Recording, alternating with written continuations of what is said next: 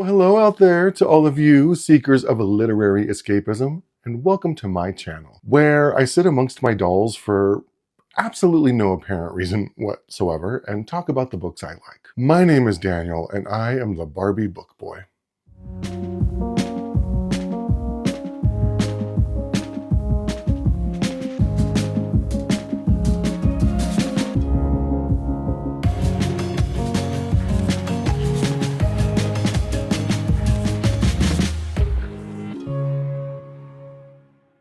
So today, we are going to revisit any and all childhood trauma. Doesn't that sound fun? Because I will be talking about The Sorrowstones by Felix Blackwell.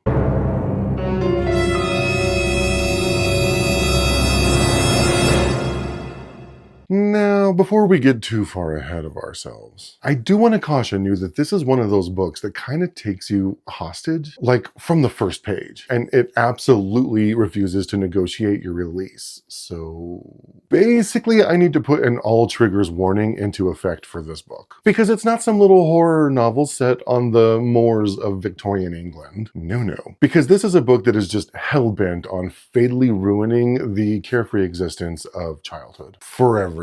So please be warned, because I don't want anyone mad at me over the intensely triggering content of this book. So with that said, if you're still here, let's get into it. The basic setup is deceptively simple. 11-year-old Cole Graves, which with a last name like Graves, in a horror story, immediately lets us know that this kid is just destined to have a rough time. Anyway, Cole starts receiving a mysterious collection of little statue figurines, not fun ones like my dolls here. Anyway, he starts getting them one Halloween night while out trick-or-treating. And from the moment that he receives them, these statues start bringing, I'm gonna go with gifts, miracles even. And naturally, anything that introduces itself as a miracle in a horror novel is probably not gonna end well for anybody. So don't get too comfortable, because Cole has a long way to go. Now at first, to his little boy mind, these just feel like a weird mystery. He has an unsettling curiosity about them. He wants to know who made them, where they're from, and why they exist. And we as the reader want to know why this little boy has access to something that clearly belongs in a cursed basement museum with no less than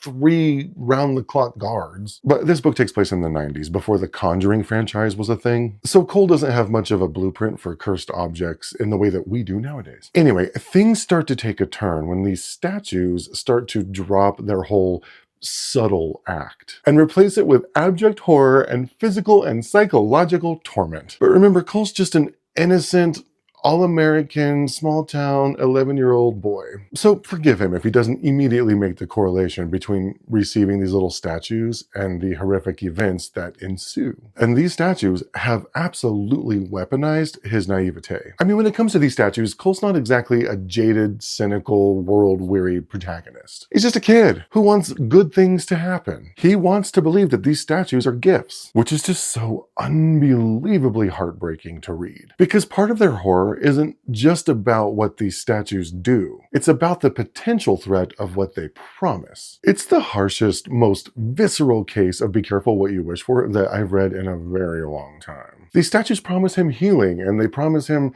that they're going to fix things and just make everything all better again. And that's where the book really started to feel uncomfortable for me. I mean, it was like at that point that I really started squirming in horror. Because instead of some obvious evil demon lurking somewhere in the shadows of the background, what we actually get is something much more real. We get horror disguised as relief. And we, as the reader, often see it coming before Cole does. But we can't look away, and it just wrenches your heart in two. Because as the reader, all you want to do is jump in and rescue him. I mean, really, this poor kid. The people around him begin to suffer. His entire hometown begins to suffer. And everything in his world is just basically rotting from the inside out. And all the while, Cole is this little kid who still believes that he can fix everything if he just tries a little bit harder. And if you've ever been a kid who was scared and alone and felt like you had the weight of the entire world on your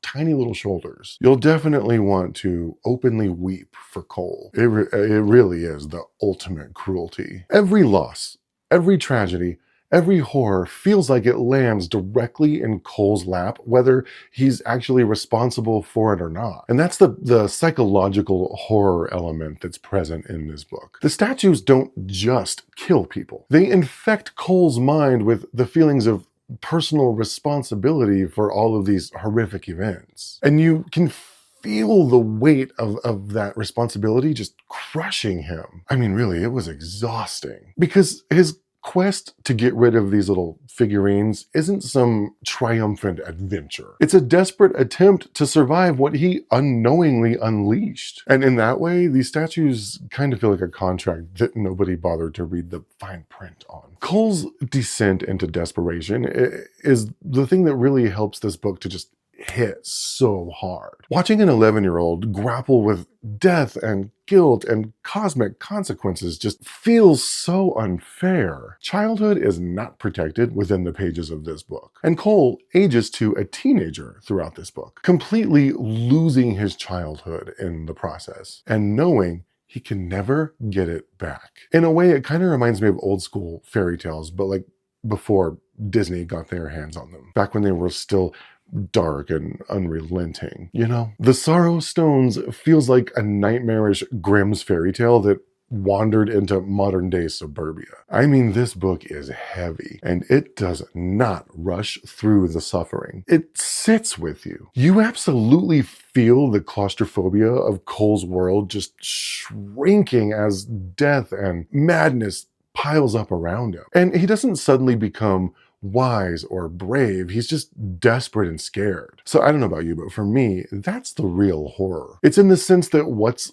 been done can't be undone. And all the while, the narrative just keeps tightening harder and harder. After a while, you start to realize this isn't about solving a mystery anymore. It's about survival. It's about damage control. It's about trying to stop something that was never meant to be controlled. And that's the root of this book's darkness. There's no comforting moral that everything will be okay. There's only the question of how much will be lost once everything is all said and done. Stylistically, Blackwell's writing leans into atmosphere over spectacle. He wants you to feel the pain more than see it. One choice leads to another choice, which leads to another miracle, which leads to another disaster. And before anyone realizes it, the entire town is living in a curse that all started from just a simple curiosity. By the end, what stuck with me wasn't the horror imagery or the little statues or anything like that. It was the emotional residue, the sense of a childhood that has been permanently marred by something that it just did not deserve.